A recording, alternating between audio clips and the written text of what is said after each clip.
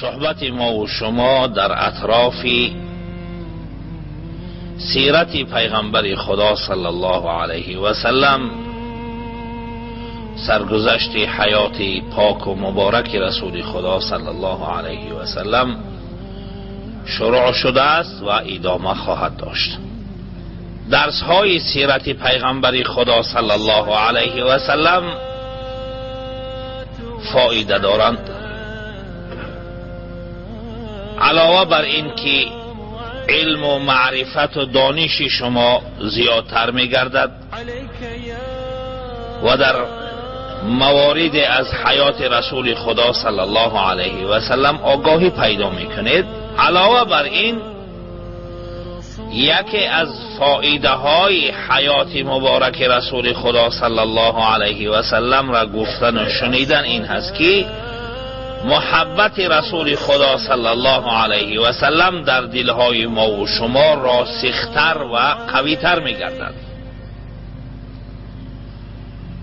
چون که برای هر مسلمان حتمی و ضروری است که محبت رسول خدا صلی الله علیه و سلم در دلش داشته باشد. لا یؤمن احدکم حتی اکون احب الیه من والده و ولده و الناس اجمعین. پیغمبر خدا صلی الله علیه و سلم می‌فرمایند که ایمان شما قوی‌تر نمی‌شود تا زمانی که من برای شما دوستدارترین مردم نباشم، از خود انسان کرده، از پدر و مادر انسان کرده، از فرزند انسان کرده، از تمام مردم کرده به نزد مؤمن اگر رسول خدا صلی الله علیه و سلم محبوب تر نباشد، در ایمان اون مؤمن خلل و کمبودی هست. البته ما بارها تأکید کردیم که مراد در اینجا محبتی طبیعی نیست، محبتی اختیاری است. محبت طبیعی محبت غیر اختیاری می شود. کسی را انسان دوست می دارد اون در اختیار خودش نیست. می خواهی که تمام فرزندات برابر دوست بداری، لیکن الله رب العالمین برای بعضی از اونها محبت فوق العاده در دلت می اندازد که اون به اختیار هست.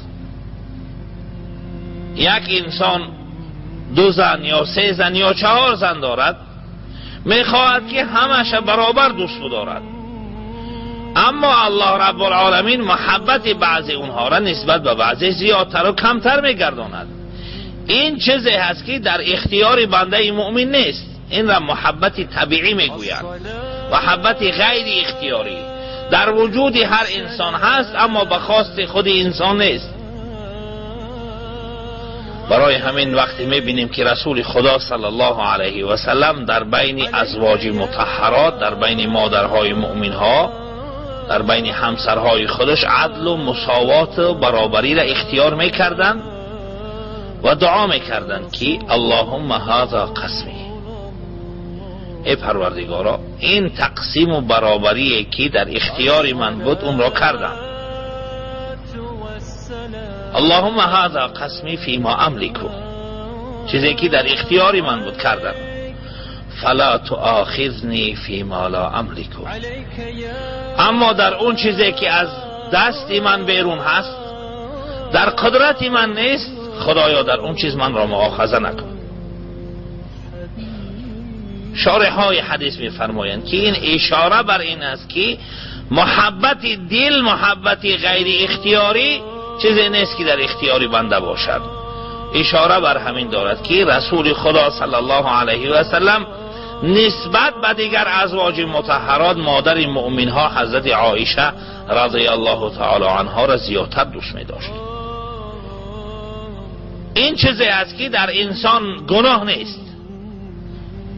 در چیز غیر اختیاری گناه نوشته نمی شود، اما در اختیاری نوشته می شود. محبت اختیاری پیغمبر خدا صلی الله علیه و سلم چی هست؟ از کجا میفهمیم که یک مسلمان پیغمبر خدا صلی الله علیه و سلم را از پدرش کرده، از مادرش کرده، از همسرش کرده، از فرزندش کرده، از سردار و رئیسش کرده دوست می‌دارد؟ شناختن این آسان هست. می‌بینیم که وقتی که گفته پیغمبر خدا صلی الله علیه و سلم در مقابل گفته پدرش با همدیگر مخالف بیایند، هر وقت که سخن رسول خدا صلی الله علیه و سلم یک طرف گذاشت و سخن پدرش گرفت، فهمیده می شود که این انسان نعوذ بالله رسول خدا صلی الله علیه و سلم برابر پدرش دوست نمی دارد. پدرش از رسول خدا صلی الله علیه و سلم کرده زیاد دوست می دارد.